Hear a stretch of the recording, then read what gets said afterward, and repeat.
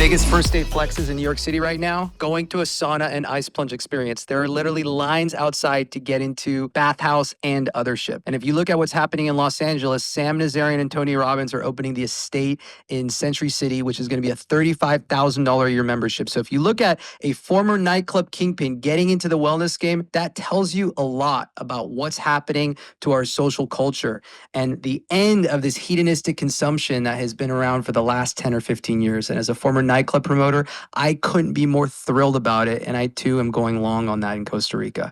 So if you look at wellness travel, it's already over $1 trillion business. It's already up 6x, and modular retreats and other programs are popping up everywhere. There we go. So we can pretty much, So let's hear your thoughts on that. Is there anything left for me to say? No. All right, thanks for coming, Gino. Yeah, no See you later, problem. buddy. I mean, it sounds like you've seen that before. What's your reaction to that?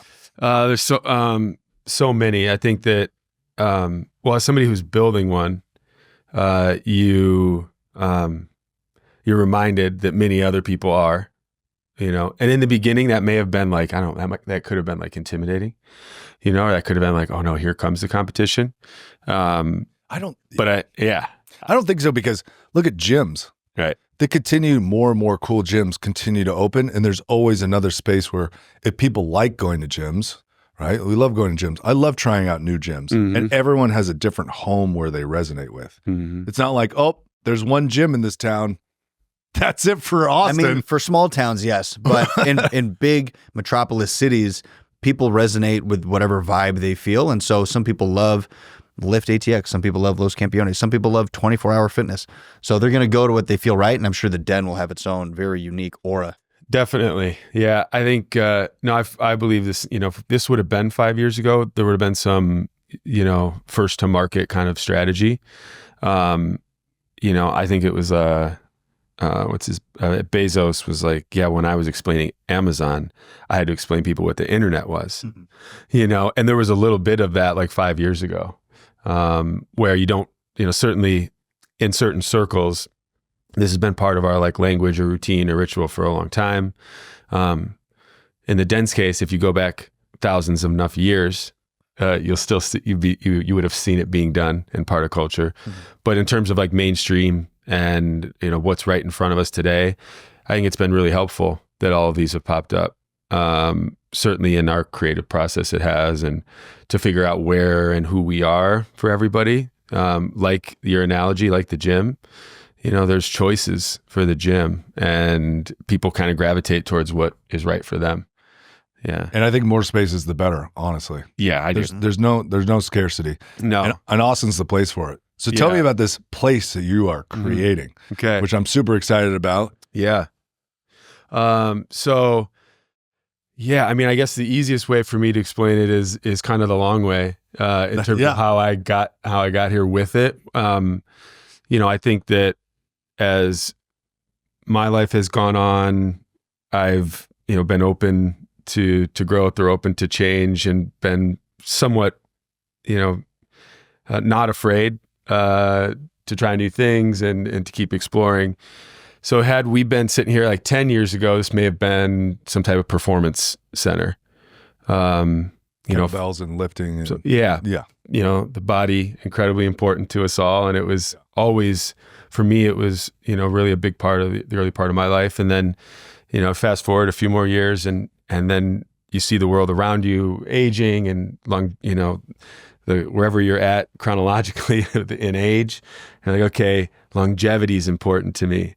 And so you start tapping on that door. And then it was, probably biohacking, and you're like, okay, well, man, how do I feel good forever? And then you realize at some point you're going to die anyway. So you're like, man, maybe I better focus on the spirit. So throughout that time, I think if I were to like have some manifestation of the Den, be seen throughout those years, it would have been one of those things. And where I think the world is today, where I feel like, my place in the world is today, is to have a home and a place for people to enjoy together that's much more centered around lifestyle, and what that feels like to really experience life. And so the Den is that. it'll probably be referred to as some as kind of like their third place, right? Where we have a place where we work, we have a place that's home, and the den certainly feels like that third place to us. So that's how it's emerged. Yeah. That's awesome. Yeah. What elements will you have in the den? So the elements, elements are, again, that has been an evolving process. And we've been super impressed with technology over the years. But technology is changing so fast, and we've seen, things come and go in that space. We've seen incredibly talented and well thought concepts do really well, Waste to Well, or, locally in Austin, Alive and Well, or Matter it just opened. These are really hyper-focused, facilities that have a discipline in like one area. And so we kind of see the wellness marketplace, as you mentioned, in the first inning, and it'll have genres. And so those genres are kind of starting to develop. The bathhouse is a genre, right? You're probably not going to go every day to the bathhouse, but if it's a Friday night, it seems like a really fun thing to do. Instead of the club, maybe you go to the bathhouse. So our modalities are really centered around kind of lifestyle, foundational, almost ancestral like qualities, things that, clean air, clean water, hot, cold, light, and vibration. And so what that might look like for us is there's a really, like kind of our MVP is there's a beautiful 32-person sauna in the backyard, and a 10-person sauna. 32. Wow. Yeah. The reason we did that was, we've been a part of the community. We've seen what people like and what they don't. And people love the community in a sauna. That little clip that we played early with Othership, they're known for that. They do a great job of community sauna. We'll have a 32-person community sauna that will be programmed, right? So that if Brent knows at noon on Thursdays, he loves the community sauna, he has some people that join him during that time, like a yoga class would be or something, right? You love the practitioner, you love the yogi that's in there. For us, it'll be breath work, meditation, scents and sounds at noon on Thursday, and then there'll be several times throughout each day that somebody would connect with that space then. But we also know people love privacy. So throughout the day, that 32-person sauna won't be programmed. Those will be ideal times for members and people who are there every day to kind of use that space to themselves. And then with the separate sauna, that's our that's our privacy moment. So if the three of us wanted to record in there today, we would book it. Let's say that was an option. And so record a podcast in the sauna. Yeah. Right. I've done a podcast in an ice bath. I've never done one in a sauna. So now we have to cross that off the list. Do it. Yeah. So I think that that to me was like the goal back there is like, okay, let's give an opportunity to teach the way of the sauna. And that's the programmable moment. Let's give an opportunity to gather together. And then, almost to like take a page out of, what other hospitality venues have done in the past. Like, why do you get bottle service at a nightclub? It's because you're kind of there for the surroundings, but really just the group that you came with. Mm-hmm. So you're just going to sit in this, and I think that's what we could do with that 10-person as well. Like, you can allow people to kind of program their own time together. So that's the one space. Outside of that is like our Ode to Barton, communal plunge. So, I love these foundational things like cold plunge and sauna. Maybe if there's like a guru or an expert listening, they're like, oh gosh, they're talking about cold plunge and sauna again. Like, there's so much more to the world. But there's a big trend right now with cold plunges where the people are they go the opposite direction. Something comes popular and now they're trying to say that cold plunging doesn't have a bunch of science. It's like, guys, listen. Yeah. If you do 3 rounds of sauna, he's serious when he taps his cup. If you do sauna and cold plunge 3 rounds and you tell me that's not a changing experience in your physiology, I don't need a fucking study to tell me that I feel amazing and that my mood and my body and my recovery feels better.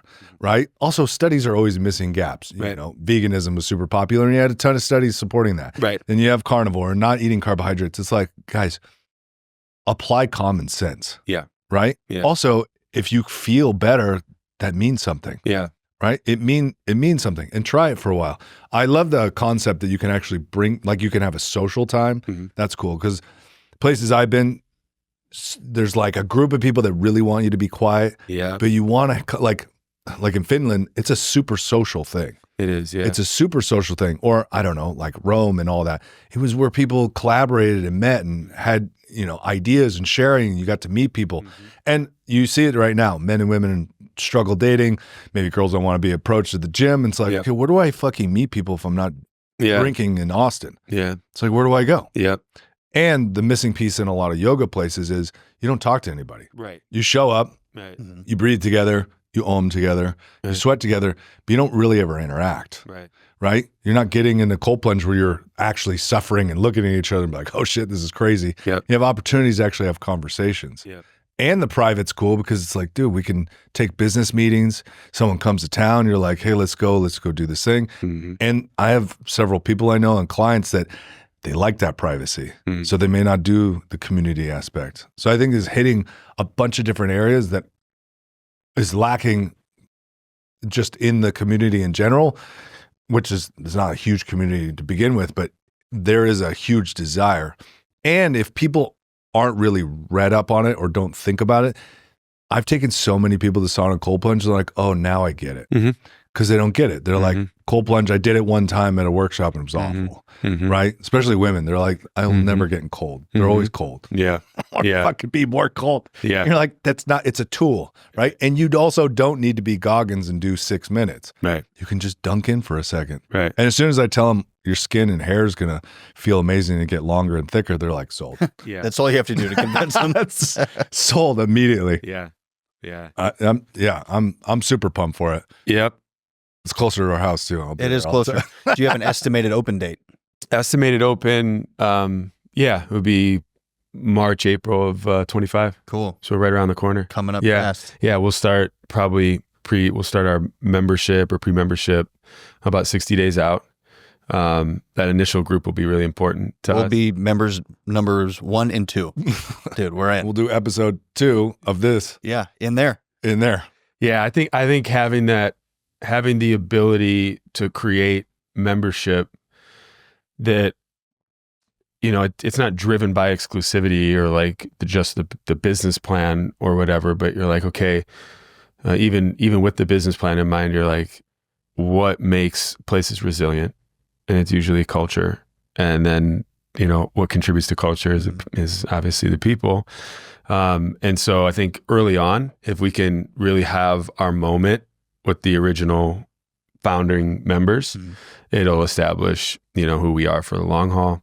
And ours is unique because it's not just, there's some exclusivity to it, but there'll be guests, and I think Austin helped me with that because there's just so many great visitors that come into Austin. So it would be a shame if the three of us were going to the den every day and we didn't get to experience the people who came in once in a while. Right. So we want to make sure that the reason we have membership is because culture is important, community is important, and that's established through a little bit of a shared experience and etiquette, just a way of life that usually members can help create, and then the guests bring the new flavor and the new color. So it'll be good. Yeah. I want to rewind. I don't think we finished the modalities. You were telling us that you have the sauna, both private and community, and then you were going to talk about the Ode to Barton, which is the Ode to Barton, yes. cold plunge. I still want to know the full gamut of what you guys are offering. The communal plunge is important. You mentioned it. If people can do it together, and then just the quality of water. So we're you mentioned science when it comes to some of this stuff. Dr. Tom Sager, founder of Morasco Cold Plunge. The science is there on a lot of this stuff, at least in for some. And so, for example, we can recommend that we do some movement first, or that we do cold, and then we do some movement, and then we go into sauna. And that's something that maybe people come for, is the kind of trilogy of a little bit of movement cold, a little bit of movement, and then get into the sauna. And there's the science there to back up some of that. So, but the quality of water, use of mineral. It won't be the natural element of the actual spring, but I think paying respects to that, and especially in Austin, and then just paying attention to, I mean, the plunges that I've seen in the past. I don't want to go down this rabbit hole, but they're not the cleanest water. Fair. And the skin is our largest organ, and it's, if you have had the experience of being in a natural element like Barton Springs or anywhere else in the world, it almost becomes hard for me to get into a regular plunge if I look down first, and we don't want that. So I think there's a way to filter it really well, and bring good water to people's skin when they do get in, and then 8 to 10 people in there if we need to. So that sits there. Communal fireplace, kind of the 70s fire pit, sunken fire pit. I'm sorry, ode to the 70s sunken living room, but outside. We played with the outside a lot here because it's 200-year-old houses on a single property surrounded by a big fence. So when you come through the fence, what I'm hoping is that feeling that you get when you do travel, when you take the retreat or when you go away, you just have an opportunity to do that on a daily basis. So create the environment, you come through the fence, and then you're there for whatever time it is that you're there. That fire pit, like water wall next to it, regenerative soil, grass grounding area that like leads into the stage. So the stage is meant for, if it's Sunday at noon, there's probably a great yoga class, and maybe it's a yogi from outside of Austin. Maybe it's some yogi at Pure Yoga next door, and we have a collaboration with them where everybody knows in our community that there's one of our favorite yoga practitioners coming to the den at noon. If it's a Friday at 8 o'clock, maybe it's a outstanding musician or a DJ. Awesome. So my opinion is that even just throw out unrecognizable name like Diplo, right? I have a feeling, because I know he has a run club, and wherever he goes to a new city, he really probably enjoys that maybe more than going to some festival that he's been to like 1,000 times. So my notion is that he's going to want to come to a private set, right? Musicians are great ambassadors. Music is a great ambassador for health. And so we want to have the venue. We want to have, we see the den ultimately as kind of like a Red Rocks. And the reason being is that there's clean air in most places. There's usually fresh water if we look close enough. There's usually plenty of sun in the sky. So it's like, why are you going to the den? And you're like, well, it's really quite an experience to do it there. So, that we see ourselves as like a venue. So that backyard really like encapsulates the venue. And then on the inside, you brought it up before, vulnerability, privacy, difference in like men and women, difference in where somebody's at in their journey. So there's these little areas. Something I love to talk about is that, like, for me, this may have started off as like a healing journey, and so the presence of those things that we like go towards to heal were really important. And then I kind of saw in the world around us, there was like a perpetual state of healing going on.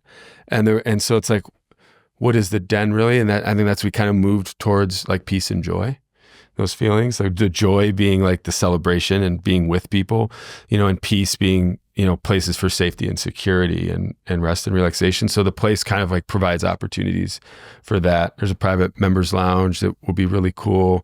If you walk in the 500 house, we call it 500 because it's 500 Oakland. It's at 5th and Oakland. Clarksville neighborhood has like tons of history.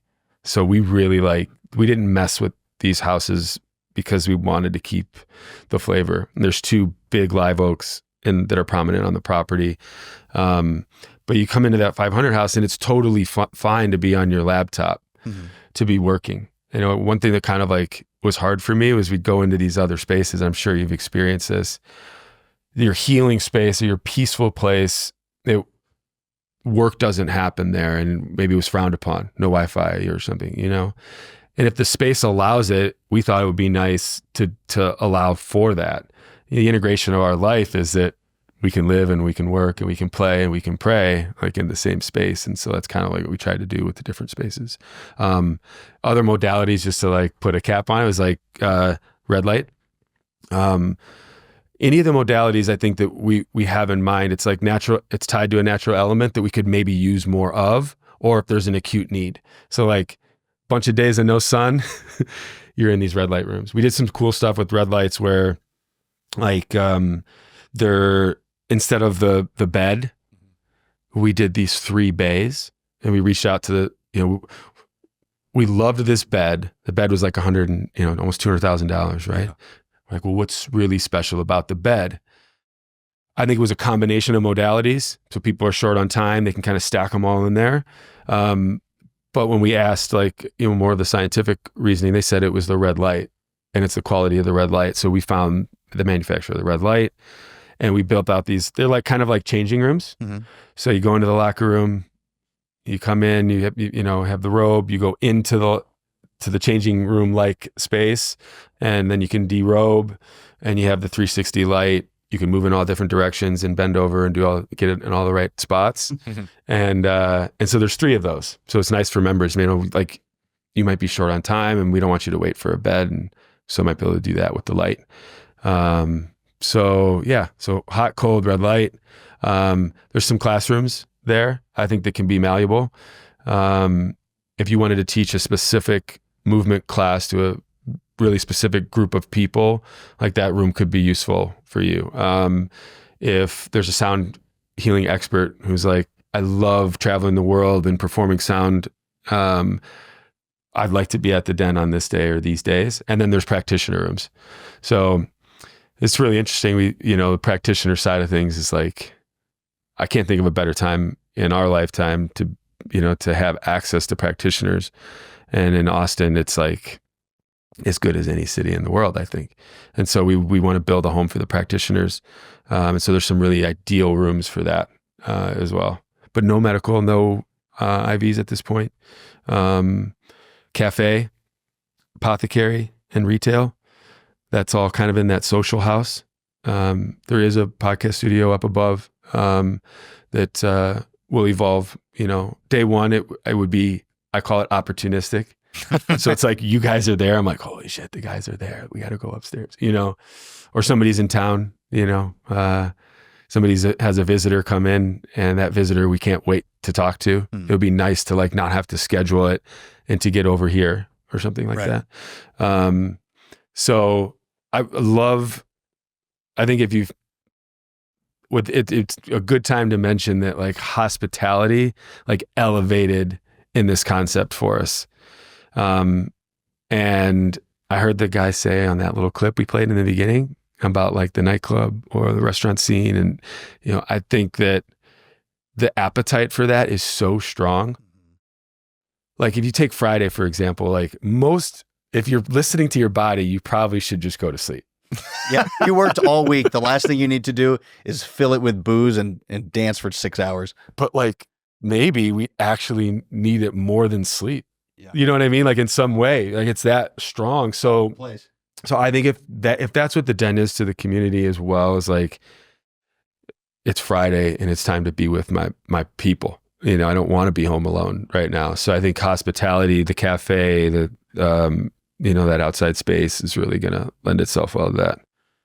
Man, I'm so excited for this stuff. Thank you, man. And there's so many components to it that I think people in general are craving, but specifically Austin, because like this community is so focused on that. Yeah. And one thing that I've wanted for a long time, and it's so rare, because I worked in hospitality and in nightlife for a long time too. So like I'll nerd out on this stuff with you. Yeah. And one thing, especially as people get older, like you get into older, right? In your 30s, like maybe even 40s, sometimes we want to go party and have a good time, right. But that becomes more rare. And then what we try to find is this chill, relaxing element, but we still want to go out and be social. And talk to people. And maybe we want some live music, right. Or a DJ, but it doesn't have to be fucking club music. Right. Like we just want to vibe a little bit. And maybe we want to stay up late on a Friday, but like give me some comfy places to sit. We're old, our knees are rickety, right? We don't want to be up on a concrete floor all the time. Or we want to be chilling. So like I think the element that you have with like having a DJ, on the stage, maybe on a Friday night, but then you can also go get in the sauna, go get in the cold plunge, have like a nice apothecary drink, chill by the 70s sunken living room fireplace. Like that's exactly what at least I want. And I assume if I want it, a ton of other people want it. So I can't wait for a vibey element like that. Yeah. Or not even old. You've been training all week. You've been lifting, right? You've been hitting it hard. You've been doing business stuff and creative ideas, and you just need the recovery. Totally. Right. And maybe even just going to bed's a little difficult because you're like, I need some way to unwind. Yep. Yeah, you need the middle ground between party and go to sleep. Yeah, I want the loungy vibe and the recovery vibe, and I want to feed my soul and my body. Yeah. Yep. And start my weekend well because I want to go throw down on a good workout on Saturday morning. Yep. Right? Yep. I don't want to just lock myself away on Friday night. Right. Just to be like, stay disciplined, because that's not very balanced either. Right. Yeah. Right. So opening something like this is not easy at all. And I'm curious, where does this deep love and drive come from? Like, where are the beginning roots of getting to this place of pushing to create this? Because it takes a lot to be able to. Yeah. And you've told me behind the scenes a little bit, the people you've brought in, it's a lot of work. And it's been changing a lot. Yeah. Over even just the amount of, from conception to even, imagine in a couple of weeks, things might change a little bit too. Right. Yeah. It's been quite a journey. I think I would say that if the den was a piece of art, I'd say it started like, sketching, 5 years ago. It's kind of like aging. You're not really sure how long it's been or how, 6 years ago. And the things that have happened just personally during that time for me, loss of father, loss of best friend, moved across the country, like none of that was part of the plan when I felt the most inspired that I've ever felt in my life, which is kind of the beginning of the art piece, right? So I believe I'm pretty sure they call it the hero's journey because you really honestly do feel the lightning bolt of inspiration first. And then you're like, well, now everything's going to be great. And then that's when it starts, So that's very much how it was, that's very much how it was for me. And I think the evolution of that was, well, I'm not really sure what this even means, this feeling that I have or this vision, and just because you have a really clean or strong vision doesn't mean that anybody else can see it, or even that you can necessarily articulate it yet. Is this vision that I had, was it a podcast? Is it a retreat experience? And it just, so you just kind of experience life and carry it with you. And the frustration probably comes in when you have these expectations of, okay, this must be it. I am thankful to say that 6 years later, the mission and the vision is still very, very, very, very much the same. And that feels good because it would have probably felt more confusing or frustrating if the initial mission and vision changed as much as all the bits and pieces did, but it really did stay the same. And so, yeah, the journey itself has been the experience. Even to the point where, if I'm being very, very honest, I'm no longer necessarily connected to the project. I've just stayed connected to my purpose. And it's not that I don't really, really care about the den, but I think one of the biggest breakthroughs for me is when I let the den go, that it wasn't part of my purpose. It was just a project that came from my purpose. Yeah. It's something along the way. It's just something along the way. And then letting go of that, because everyone I talked to the pattern is that everyone I talked to was like, oh, I was going to do one of those too.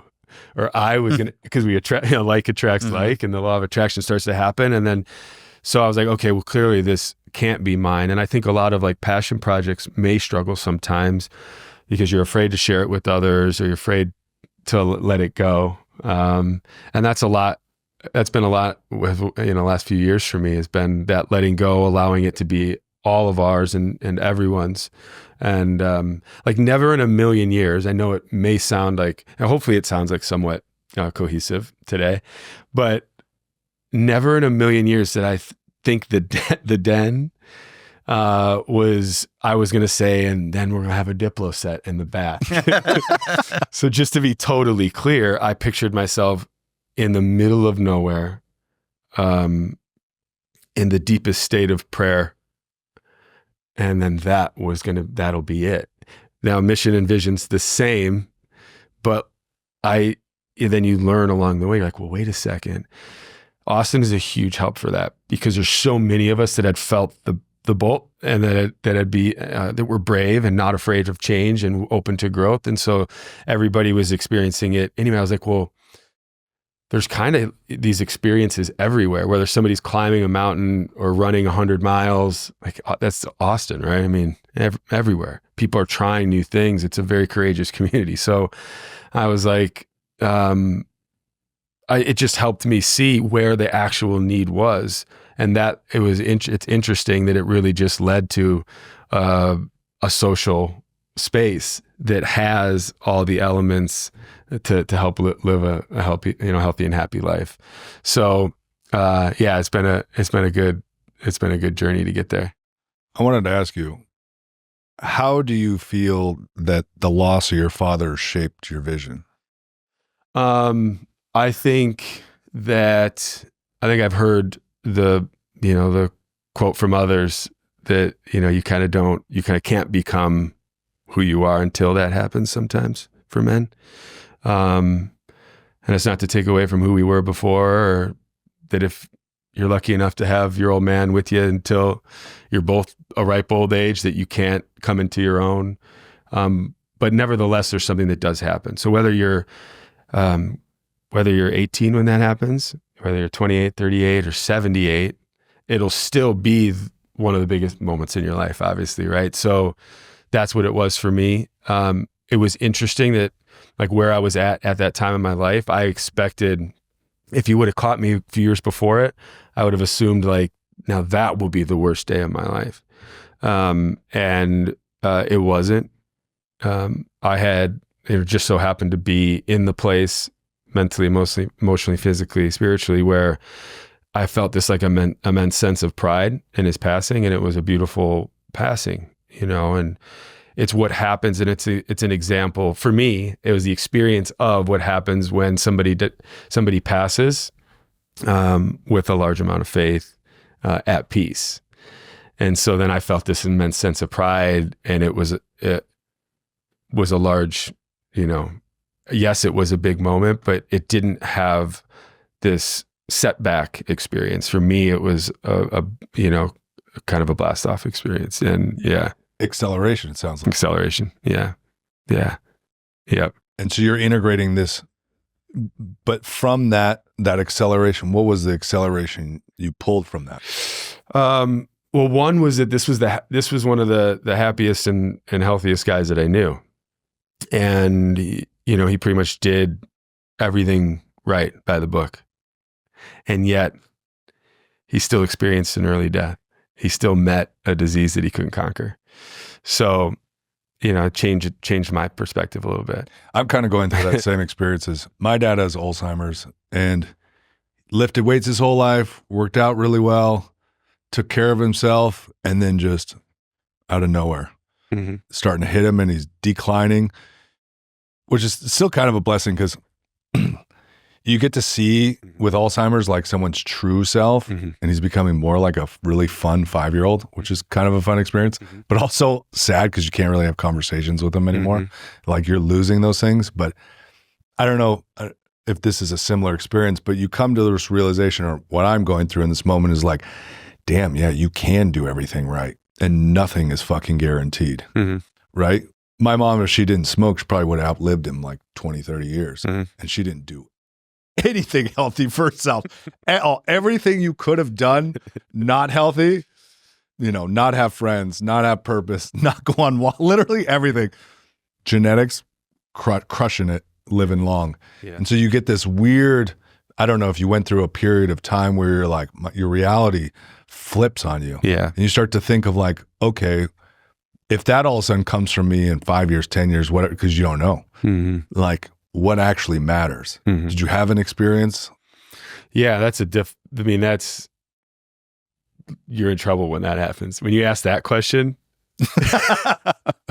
it's like, look out, right? It's like, that's when they, that for me, that's a difficult one to integrate, right? When you ask the biggest of the biggest questions. And I'm thankful that I did, but I also like this playful, stage that I found myself once you get through it all, through asking those questions. It's a blessing, honestly. It is a blessing. Because you don't want to be asking that right when you're 70. Right. I feel like the relationship with the world around you is really like that's what it has become for me. So, for example, like if somebody loses a loved one and they did everything right, they might feel that family member might feel really negative about the world. What good does it do to eat all this healthy food if you're going to die of cancer anyway? And there's a lot of these like really difficult questions that might come from that. And so I think the relationship with the world around us is the one that I've been like focused on the most, because the health and happiness is not, the end goal for me is not to live forever or to outlive everybody. It's just so that today is the best one. And I think if you're really open to growth, if you're not afraid if you're humble and you're not afraid of change, then your best work and your best days are going to be ahead of you. And so that to me is really my focus. I think when you look at like our focus in the wellness world, now this is just to like, people who live it and breathe it and may even do it for a living. It could, there's things that could be confusing. And there's, you go down this rabbit hole. The quote that stands out to me, and I just read it, and it was like, the beginner it's the Zen quote. It's like the beginner has endless possibilities and the master has few. And I'm like, I just love that so much. Cause it's like when you first started like jumping in a cold plunge or whatever, you weren't like trying to figure out the science of it. I was just like, so you jump in the cold water and then what? And then I got out. I actually remember it's an incredible story where my one friend, Michael D, who passed, is one of my best friends that I've lost in the past few years. And he went to see WIM in Poland. He comes back to Chicago. I'm like starting to wander Chicago, like to get ready to rip the suit off. And he's like, you got to meet me at Lake Michigan, and you don't go into Lake Michigan in the summer unless you don't come out, kind of thing. Like that, like if we heard of somebody falling in the lake or the river in Chicago, they didn't come out, and Michael wants me to go jump in it. And there's no cold plunges on the internet or on Instagram. And you've seen like some polar plunging or something like that, but you're like, dude, Michael, we're jumping. So he's like, yeah, you got to jump in an Uber, and I need you to do the breath work in the car because we're going to meet you at Union Pier, and then you're going to jump out of the Uber and, finish the run with us. And then we're going to take our clothes off and we're going to jump in the lake or whatever. And so I freaked the Uber guy out because I was doing the breath in the car. And then these two crazies, Brad and Michael, are running across by Navy Pier, where normally you don't run. It's like just for cars or whatever. So they're running across there. I get out of the car. I still do own a suit at this point. So I'm running with my suit and a suit bag on their run or whatever. And we go down the lake, we derobe, we jump in.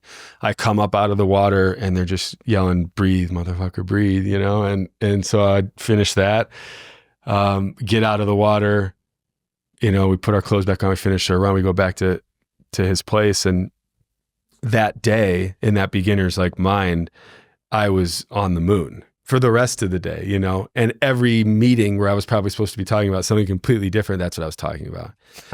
So it's like, how do we keep that and how do we stay with that?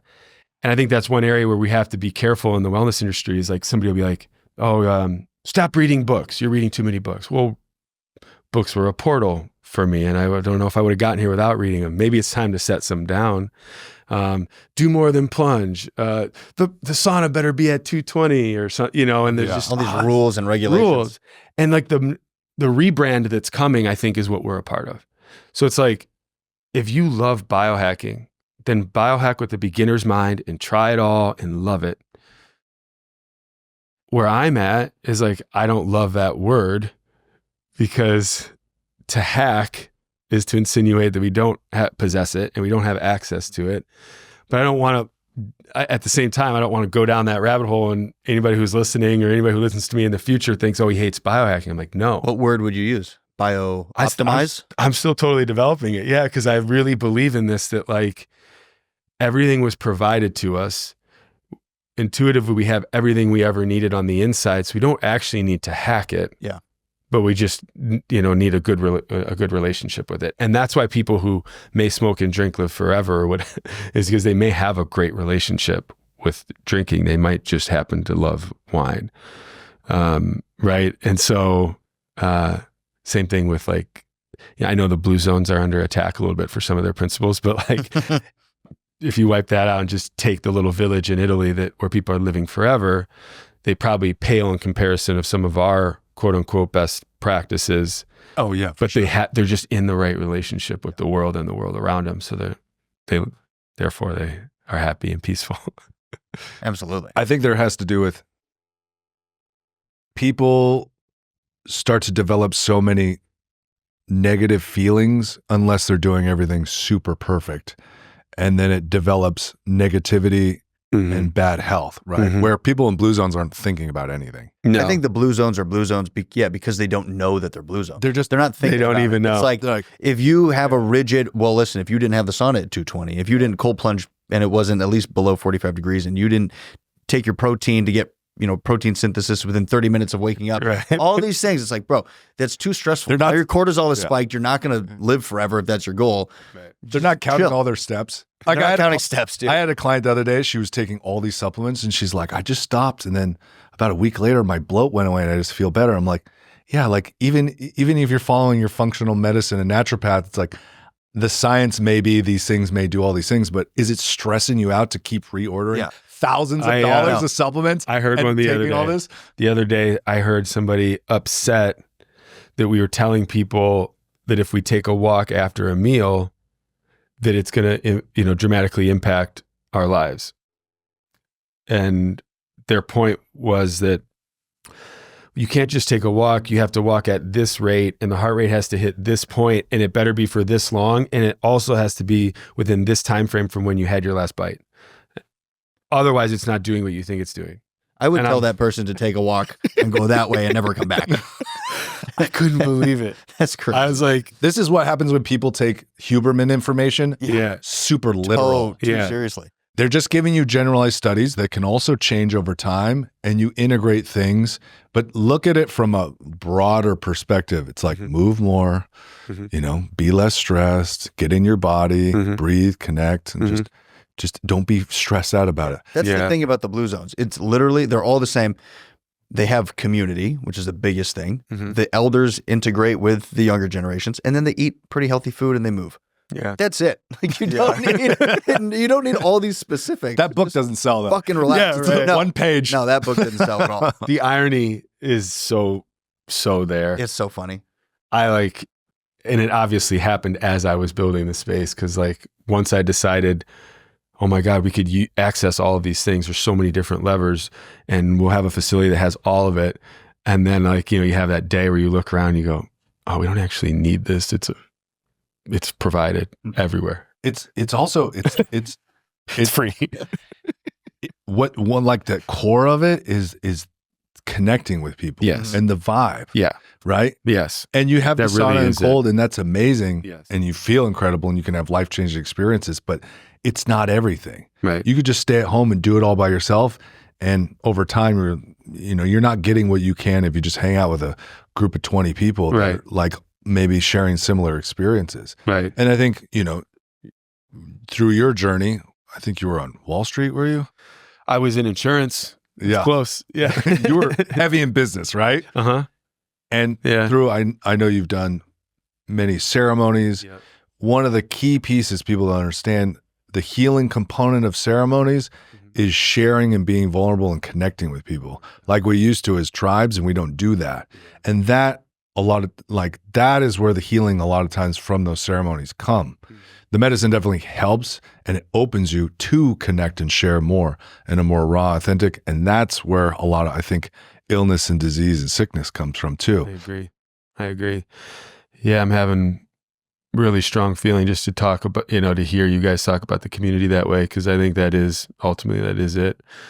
When, the retreat world and ceremony world is supporting people, they're having that, yes, they're having some moments within that are telling them, teaching them a lot, but there's a moment that they're having with the rest of the people there that connects them like eternally, or the feeling that they have there when they leave is sometimes you're getting a call 3 months later or 6 months later and you're going, where did it go?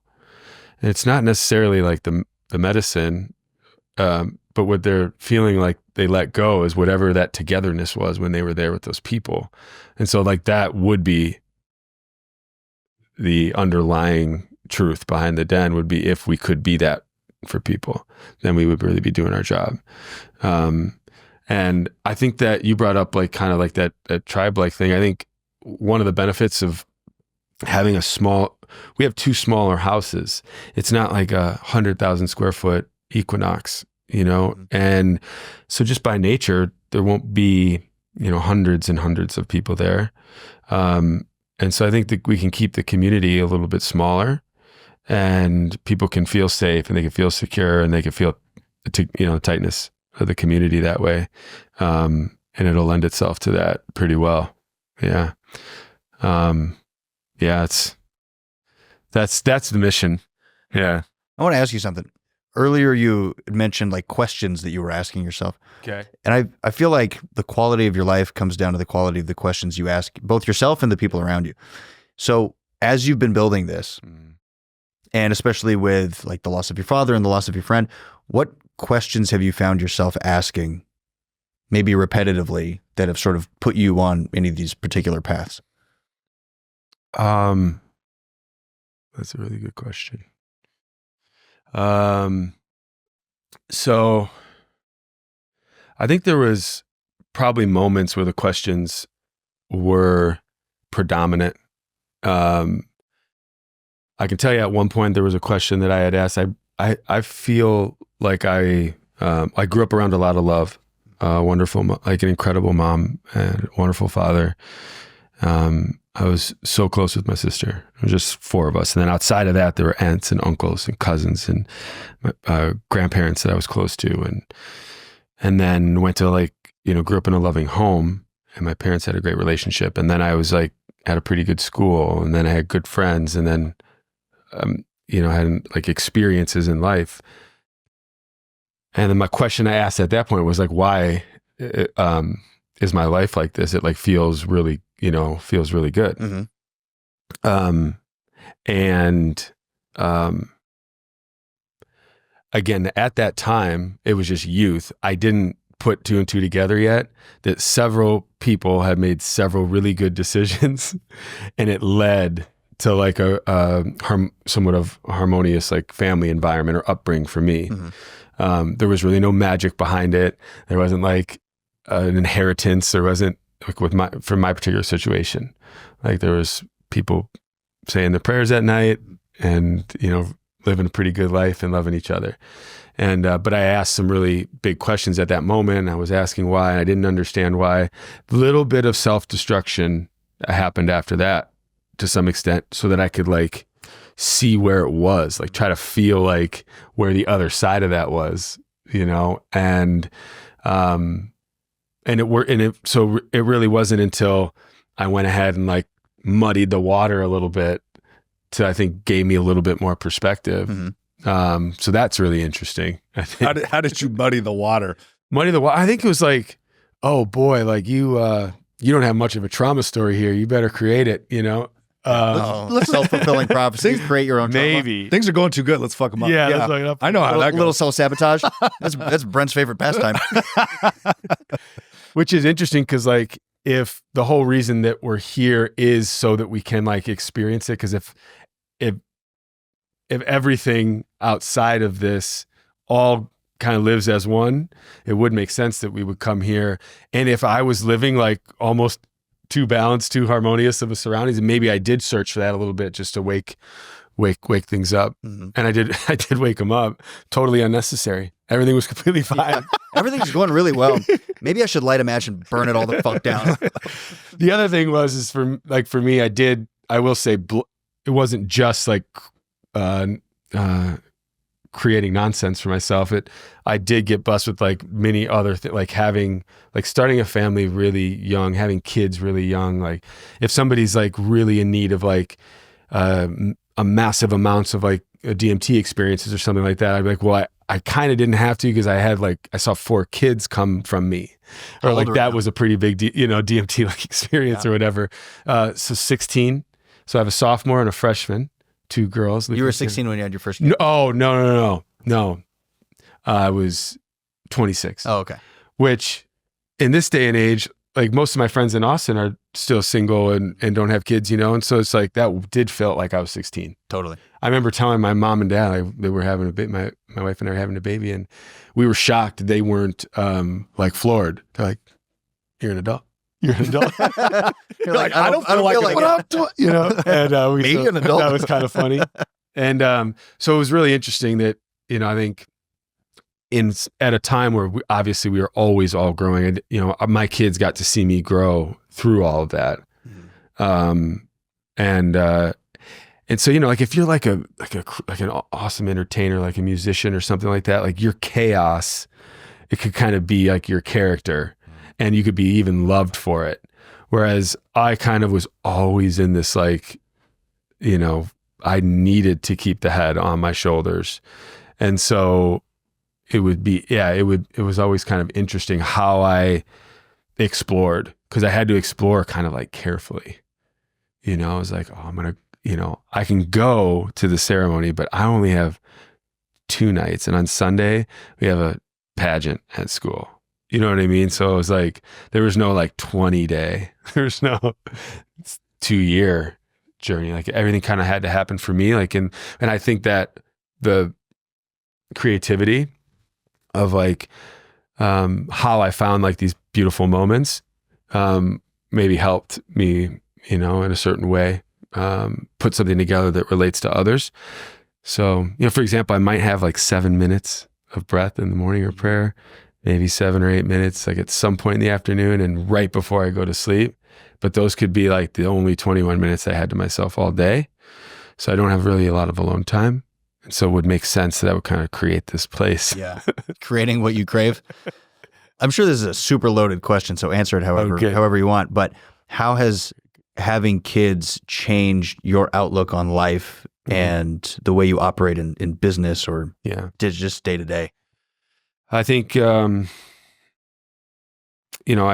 think when I first became a father, I think it was, oh my goodness, first of all, I do feel like from day one, I was like meant to be a father. So I didn't necessarily feel like a fish out of water. I felt very much like it was always very, very much in me. It wasn't until a little bit later, it's easy to hold the beautiful baby, but as life goes on and they start to challenge you and they start to be, I really have learned more from them than maybe they've learned from me. And, that happens really fast, where you see that the challenges and the opportunities that you have with your children are like how they're almost there for you. I've always like I think maybe it was youth, but like I would say that if my older daughters were here, they would feel very much like my friend, and they've seen me, they've given me looks before, or like, are you kidding me? Would you grow up? Like, really? Really? Can't grow up. Really, Pops, and,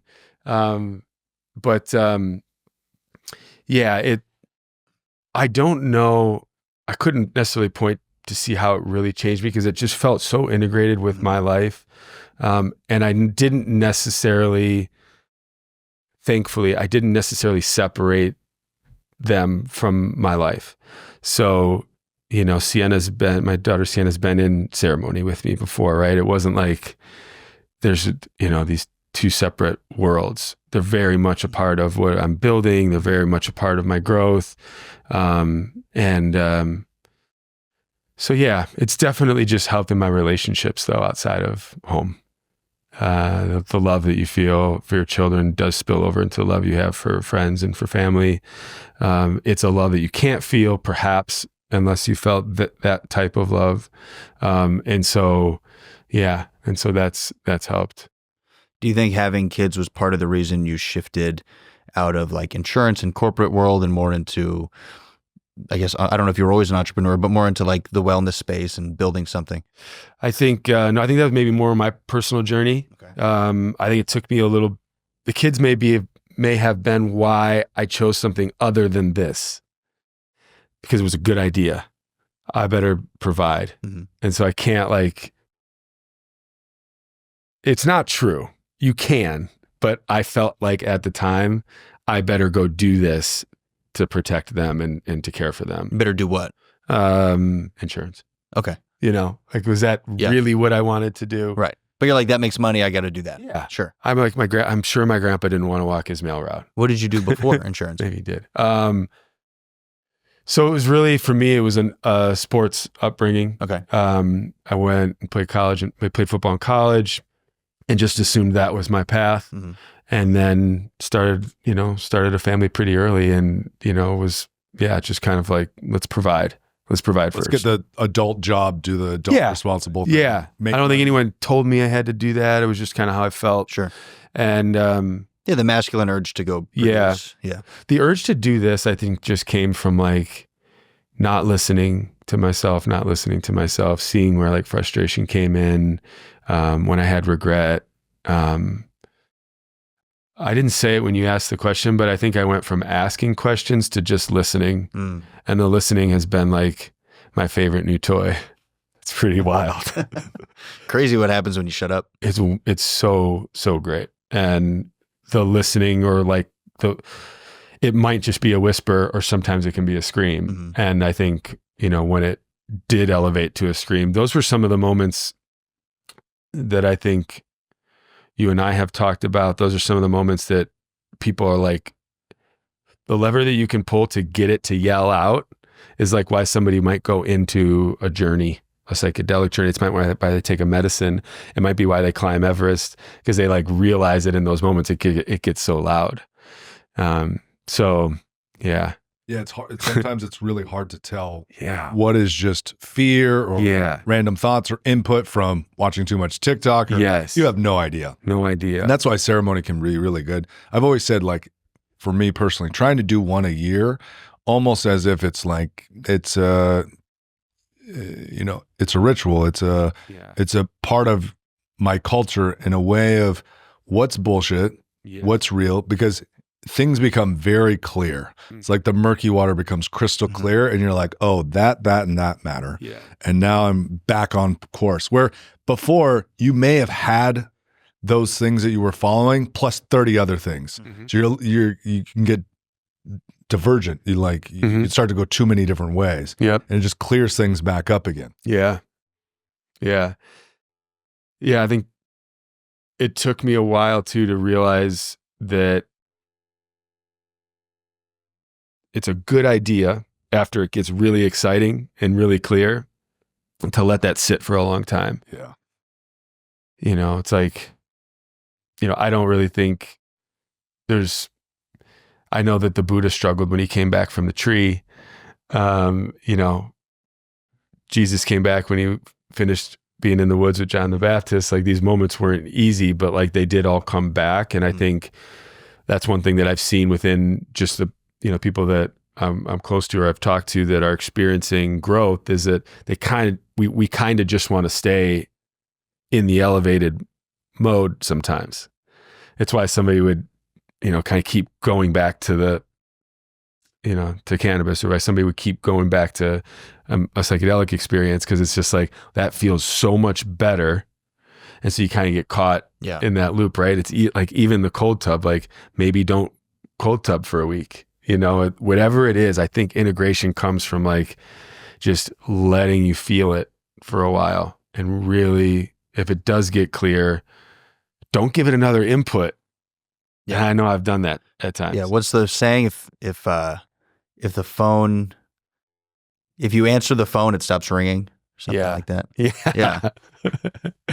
I love that. And I think one of the things that there's a book called, I think it's like From Our Desert Fathers. I forget. I forget the real name of it. Somebody gave it to me.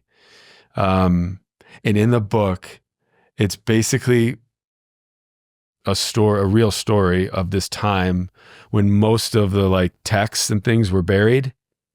And to get any information, you'd have to travel very long distances into the desert to find these wisdom holders. Mm-hmm. And when you got there, like if I finally got to Brent, he might not share the word with me, but if he did, it's like one sentence, or it's like a paragraph of words, right? A series of words.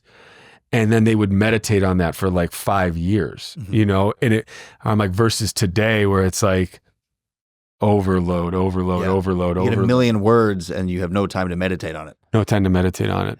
That's very similar to people following, like reading so many books or mm-hmm. following, even just in business, so many different strategies. Yeah. Every day you're bombarded with this new way to grow your business, this way to grow your relationship, this way to, and there's a billion strategies and they keep changing every single day. I always tell clients this, it's like whoever you work with as a trainer. Yep. Like just follow that one person for a while, a year or more. And maybe they're not right 100% on anything, but you're never going to really integrate and understand the lessons if you don't just follow that one person for a while. Mm-hmm. Then when it's time, then you may feel that natural calling to move something else. But if you follow everybody, every protocol, every business idea, every strategy, you get nowhere. Yeah. And you don't learn anything, you don't understand anything. I'm trying to be careful of that these days. Yeah. Yeah. Like the books I read, the podcasts I listen to, things like that, or, what's a good example of that? Like, for example, if I'm in the car, I'll spend, anywhere from an hour a day in the car, and I'll turn on Theo Vaughn, right? So just tell me something ridiculous. Yeah. Let me hear that story, but it might not be time. Yeah. It might not be time to dial into more teachings, Right. I am the type of person, however, though, where I'd be like, "Ooh, did you hear that one line in there?" Share it with everybody. Yeah. I'm getting to that place too, where I'm trying to listen to more just conversations and be particular when I take in actual information of, philosophy or growth or strategy. Because as I realize, like you're saying, take 1 or 2 lessons in and just train with them for a while. Yeah. Practice with them, reflect on them, think about them, implement them. Because things actually take a lot of time to really take an actual powerful concept. Mm-hmm. To integrate it, you got to practice it for a while, or else you're just getting another hit of dopamine, another hit all the time. It's like, I think it was Bruce Lee said this, I could butcher it, but he was like, I'm not afraid of the man that's practiced 1,000 punches. I'm afraid of the man that's practiced one punch 1,000 times. Yeah. So you just take the one lesson and fucking understand it. Yeah. Yeah. 1,000 lessons isn't going to help. You're going to forget all of them. It's super fun though. It is fun, but that's the dopamine. I got something right now. More dopamine. And then you share it with your friends and you're like, I feel good. I shared a cool, fun factoid. I helped them in some way. And then you get that little dopamine kick. Right. But it's like, nothing's getting integrated, pal. Yeah. Yeah. I like the way you guys have done this with your podcast and it's, I've listened to a bunch of episodes and you get, you get a business conversation on there. You'll get, I loved the podcast you had on with, is it Mike that was just on? Hysterical comedian. Mike Eaton. Yeah. Hysterical. And I just think, those are like natural conversations that have like become my moment. I had that experience when I was thinking about my project and I was like, well, it's not, the irony to this all is that it really is, it really just is about the lifestyle that we truly live every day. The practice, I really enjoy a deep practice. And I really do enjoy like life as a ritual. But I think maybe that ritual is evolving to be, one little quick funny story is that at this point, about 4 years ago, I'm as deeply into my practice as I could be, almost kind of a constant state of prayer. And I really enjoyed that. You asked like what it was like to like lose a father. And I said, I didn't have like the sadness that I expected. I think some people might chuckle at that because, it was almost like I would just prefer to live like a priestly life after that, and so I embraced it, with the clothes I wore, with the things that I listened to, not a drop of anything bad in me. So I think people might have been able to see from the outside that knew me prior. They were like, whoa, what's going on with him? And so then I come all the way here to Texas from Illinois, from Chicago. And within like 3 months, and I didn't come for Austin, is what I'd always said. I came for like Driftwood. I came to go in the Onion Creek and to climb around the hill country. Within 3 months, I was driving to Austin every day, joined the gym, and I had some friends out in Driftwood that were, just drinking beer and eating steak. You know what I mean? And I was like, wow, all of that. So I could just drink beer, eat steak, and hang out in Austin.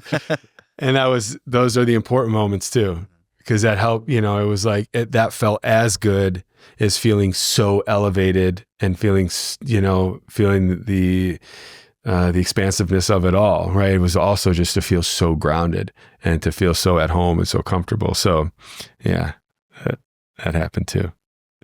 Texas is such a fucking cool place. Yeah. Austin is especially.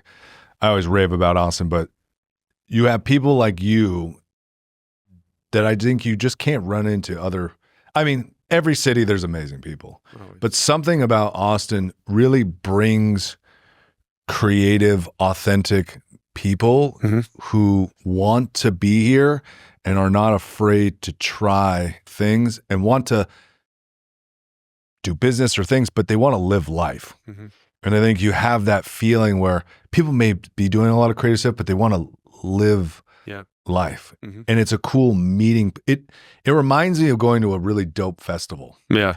Right. Yeah. And everyone is at the festival. Yeah. And everyone's on their own journey at a festival. Yeah. But you're running into interesting people all the time. Right. And everybody wants to be at the festival. You don't Right. Rarely do you meet someone at the festival and they're like, oh, I was dragged here. And even if they were, they're in the vibe. They're probably having a good time. Yeah, they're probably having a good time. That's the cool thing about Austin. It is a transient city, so the people that are here, they all chose to be here. Nobody's stuck in hometown mentality like, oh, fuck, I can't get out of Austin. I'm just trying to leave. No. You never meet that person. No. Everybody was like, I specifically am choosing Austin to be here. And that type of environment is hard to create. That's so true. That is so true. Yeah, I'll try to explain it to some people and they'll say, well, I don't know. All I know is like if it was in the 80s and you were in finance, like you may have gone to Wall Street, if it was, the 50s in Hollywood, you want to be an actor, you go, whatever it is here, it's a moment and it's all happening. People are all here because they went under this somewhat of a similar mission, some kind of shared intent. And it's making it all fit and work really well. And I think some people might chuckle at this who have lived here for 70 years and are like, no, it's always been this way. But there's a newness to it still. Sure. Even with the tradition. And people that complain about, oh, it's not the old Austin. I see all these videos pop up on my feed now of old clips of like, welcome to Austin in the 50s or welcome to Austin in the 70s. I imagine there was people during that time saying the same shit. Oh, it's not like old Austin. But most people love this place. The people that like talk shit are just like fuddy-duddies who just need to go or whatever. There's a magic about this place. Yeah. Yeah. What's funny about that too is the people that say, oh, it's not the old Austin, they're the people that have lived here for 10 to 15-ish years. And they're complaining about the people that moved in the last 5. But when you meet a local Austinite, like someone who's from Austin, Yeah, they fucking love it. They're like, yeah, the more the merrier. Come on down. You guys are great. Yeah, you're 100% right. It's the people that have this like stick up their butt that have been here for 10 to 15. They're like, it's fucking changed. You moved here also, pal. Fucking relax. Just because you had the idea first doesn't make you better. And I think I'll just last little rip is with things changing in the government and the world, I think just everything is going to get mixed up in the next 4 years hugely, especially with AI and technology. And then Elon's got that elementary school opening up in Bastrop. He's moving other businesses out there and technology. And then there's his university he wants to open up. At the end of the day, like Austin has a soul that can never be changed. Yeah. And no matter what, and like I had a conversation, it's like all these LA people are moving here. It's like, awesome. It's like, you can't change the soul of a place. No. You can't. No. The elements of this place will always be there. And that's why people are attracted to it. It will not change. And it's going to continually flower in different ways. And I think it'll spit the ones out there. It always spits the ones out. Like I'll meet someone and they're like, I came here, I've been here a month. I don't know. It's like, they're going to be gone. They're for sure going to be gone. Yeah. And it's just like, you can't, our tribute to Austin are, mushrooms. It's always like, you can't override that. Yeah. That's a universal force that cannot be overridden. Yeah. Yeah. Well, I want to say, Gino, I am extremely grateful that I met you in this world and that you came on the podcast. I know you're a super busy guy, so we're grateful. So grateful. You got a lot going on and kids and driving from Driftwood and a million other projects. And I know it's a lot of energy, but we're excited for the Den to open. We're excited to do maybe episode in the pod, in the sauna, and have deeper chats. We definitely got to go into ceremonies and some of those experiences. I want to do a full episode just talking about that space. Yep. Because I think you have a lot of wisdom to provide people that maybe are even just curious, never done anything, or people that are in the space. And because there's different, there's never done it, starting to do it, been doing it a while, been doing it a long time, got out of it. Like, I think you have a really good perspective on that, and I want to have a conversation on that. But thank you. You're an amazing guy, and I really appreciate you being here. And let us know where we can follow you, follow the story of the Den opening, and when we can expect it to open. Yeah, follow. Right now, we're active on Instagram. There's some good content up there, so follow at the Den Ritual. We'll have a website up soon. We'll do our pre-membership and founder launch. If you go to our website, put your email in, we'll get you on the early list when we go out for membership. I think people will like how we go about membership. It's not totally dissimilar from some other concepts in the past, but there is a little bit of a making sure that we're right for each other. And I think that'll be fun for people in a not a pretentious way, not a what do you do for a living kind of way, but are we right for each other? And can we do this together? Can we build it together? So follow at the Den Ritual on Instagram, and appreciate you guys. Thanks for having me here, Brent. Love you, buddy, and really, Tony, really great to meet you. Great to meet you too. This was a very where I'm from in Illinois, in Chicago, there's lots of Tonys and Ginos. Oh yeah, and in Austin, there's not as many. So like we got to stick together, the team, the Tonys and the Ginos, bro. So I appreciate that. I can't wait to be back on, and love you guys. Love you too, yeah, man. All right, thank you.